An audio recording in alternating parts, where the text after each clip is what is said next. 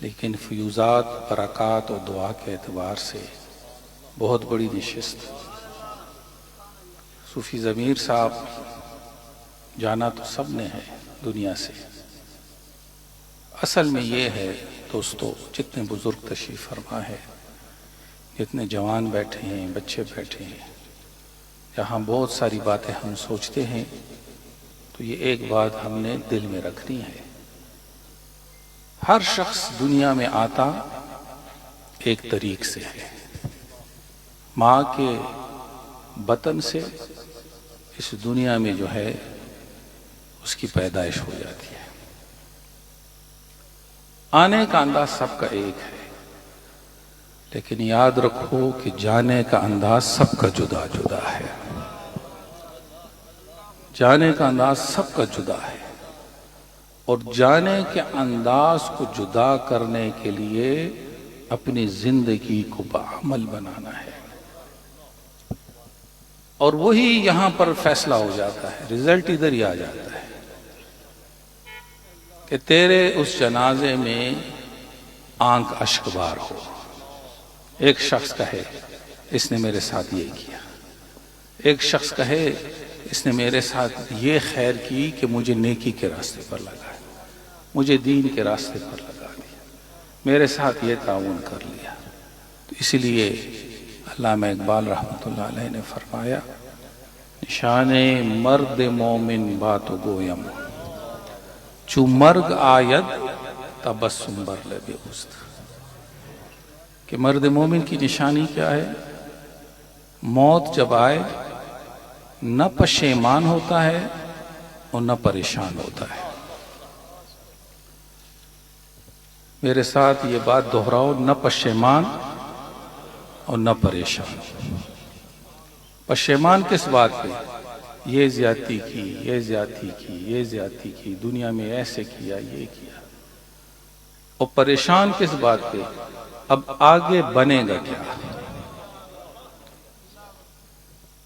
تو اقبال نے فرمایا، نشان مرد مومن بات گویم، چو مرگ آید تبسم بر لب۔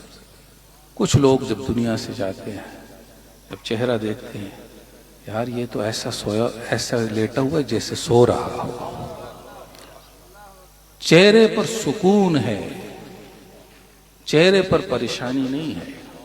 وہ اس لیے کہ زندگی اللہ اللہ اللہ یا رسول اللہ کے ذکر میں گزاری، اب پتہ ہے جو کیا ہے وہی والی وارث ہے۔ اور پیچھے ایک رصد ہے مخلص لوگوں کی دعاؤں کی، پیچھے سے جو دعائیں آئیں گی وہ مخلص لوگوں کی دعائیں ہیں۔ تو اب کامیاب کون شخص ہے؟ اسی سفر میں جب گئے، تو اسی سفروں میں جب میں پچھلے سال گیا، ایک نان مسلم گورا مسلمان ہوا تھا۔ اس دفعہ جب میں گیا، اس نے یہ جو ٹوپی ہے سفید، یہ اس طرح سر پہ رکھی تھی۔ میں نے دیکھا دور سے، تو پہلے میں نے دور ہونے کی وجہ سے پہچانا نہیں۔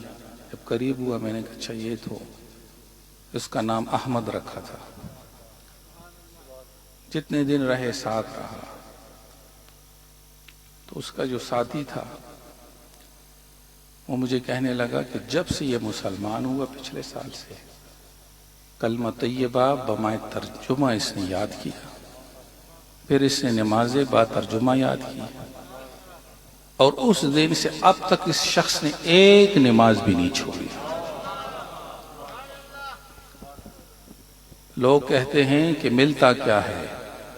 ارے جو نو مسلم ہو وہ آئے تو میرے رب کا جو ہے عبادت گزار بن جائے، حضور کا ثنا خوان بن جائے، تو پھر سوچو کہ اس سے بڑھ کر کے کوئی اور نعمت تو ہو ہی نہیں سکتی ہے۔ تو رب لم یزل یہ فیض محبت و عقیدت براستہ محمدی مصطفیٰ صلی اللہ علیہ وسلم نصیب رکھے۔ یہ جس جگہ بھی محفل کر رہے ہیں، تو انشاءاللہ یہ دعا خیر اس میں شامل کہ انشاءاللہ یہاں پر جو ہے جامعہ خیریہ کا سنگ بنیاد سمجھ لو کہ رکھ دیا ہے، صوفی ضمیر صوفی ظہیر کے اصال ثواب کے لیے اس کے، اور اس کا بیٹا ہے حافظ عاصم، تو انشاءاللہ کہ شعبہ درس و تدریس ہو یا حی علی الصلاح یا حل الفلاح کی صدائیں ہو، اب اللہ اس کے ہاتھ سے جاری بھی کرے اور اس جگہ کو اللہ تعالیٰ ظاہری اعتبار سے بھی اثبات کر دے اور باطنی اعتبار سے وما علینا الا البلاغ المبین۔